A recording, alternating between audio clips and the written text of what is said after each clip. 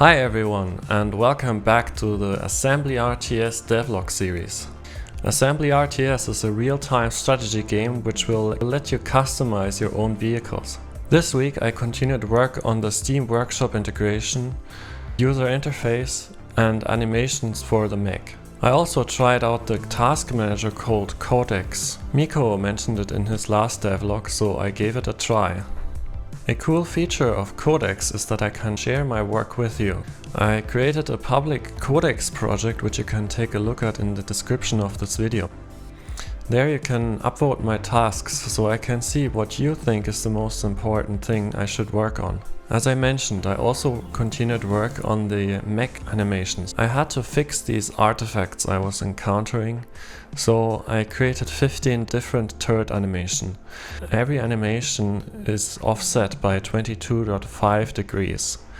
Before it was 90 degrees, and now the artifacts are a lot less noticeable.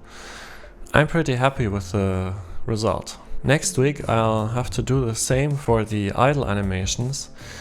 And I'll also test if the performance of this is actually good, because as it stands I have to send a lot of updates to the library I'm using to make this even work in the first place, so I'll have my fingers crossed. While continuing work on the Steam Workshop integration for my game, I needed to find a way to display the preview images of workshop maps in-game.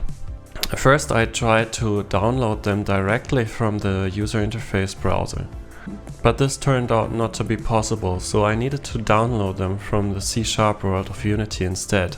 The next step was to send the downloaded images to the browser. Each image is a few megabytes in size, so I needed to be really careful so the browser stays responsive and performant.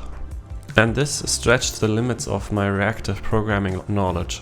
For instance, this piece of code takes an array of image IDs for images that haven't been downloaded yet. Then it converts that array into an asynchronous stream from the individual IDs. This returns an ID every second in this example. And while that is going on, any changes to the missing IDs array are ignored. I'm pretty happy with how the user interface is turning out so far. There are some minor problems with it, and because I'm using the React library for my user interface in a way that it wasn't designed to, I expect that the user interface will never work completely flawless.